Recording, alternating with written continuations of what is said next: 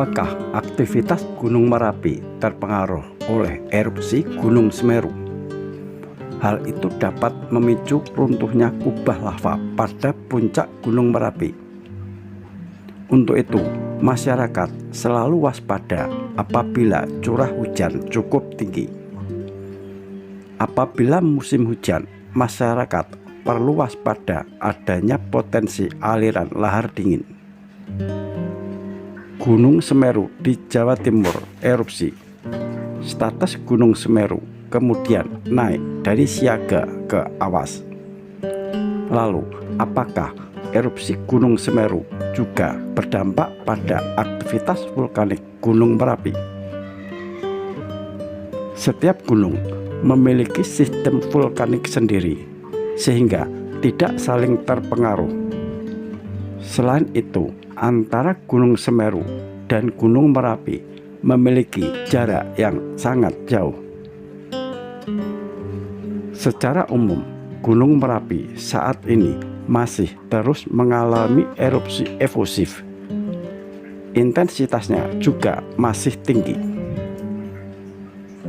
Pasca erupsi Gunung Semeru, Senin 5 Desember 2022 yang lalu, dan gempa yang melanda Pulau Jawa seperti di Jawa Barat beberapa waktu lalu juga tidak mempengaruhi Gunung Merapi.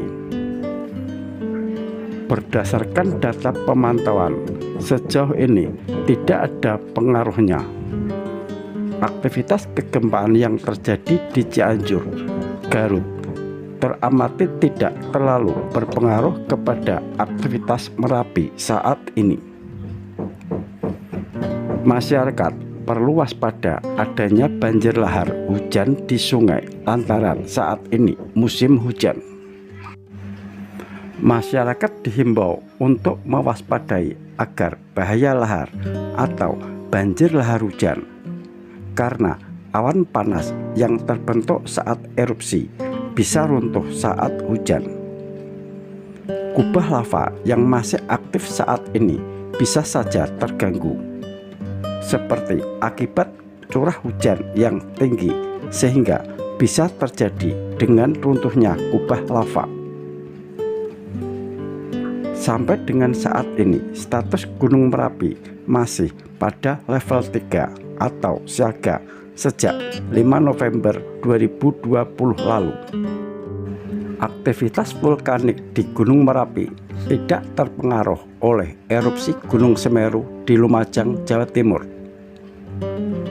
Gunung berapi yang berada di antara daerah istimewa Yogyakarta dan Jawa Tengah itu masih dalam status siaga atau level 3. Balai Penyelidikan dan Pengembangan Teknologi Kebencanaan Geologi BPPTKG Yogyakarta menyatakan jarak Gunung Semeru dengan Gunung Merapi yang terlampau jauh menjadi salah satu alasan tidak adanya perubahan aktivitas vulkanik di Gunung Merapi, meskipun Gunung Semeru mengalami erupsi.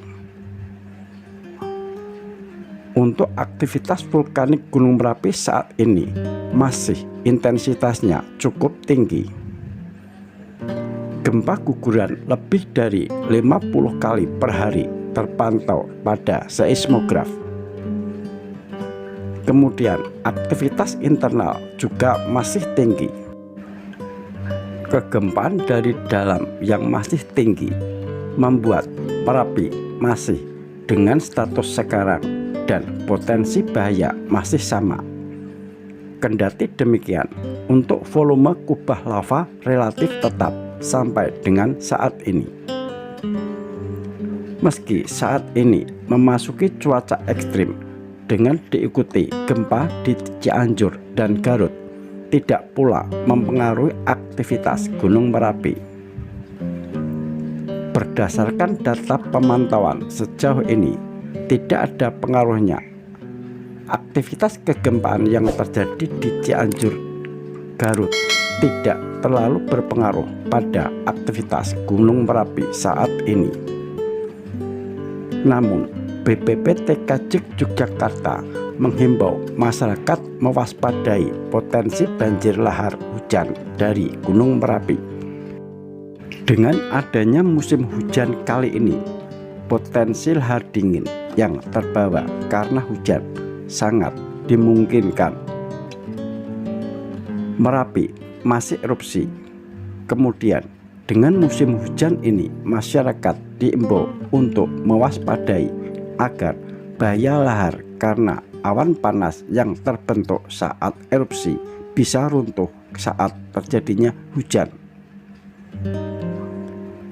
Kubah lava yang masih aktif sampai saat ini bisa saja terganggu akibat curah hujan yang tinggi. Pada hari Selasa 6 Desember 2022, BPPTKG mencatat terjadi sejumlah kegempaan dari pukul 00 hingga 06 waktu Indonesia bagian Barat. Terjadi 18 kali guguran dengan amplitudo 3 hingga 14 mm dengan durasi 22,1 hingga 169,8 detik. Vulkanik dalam sebanyak 13 kali dengan amplitudo 4 hingga 10 mm. Cuaca Merapi cerah dan berawan. Angin bertiup lemah ke arah timur. Suhu udara 14 hingga 18 derajat Celcius. Kelembapan udara 73 hingga 89,1%, serta tekanan udara 834,8 hingga 916,8 mm Hg.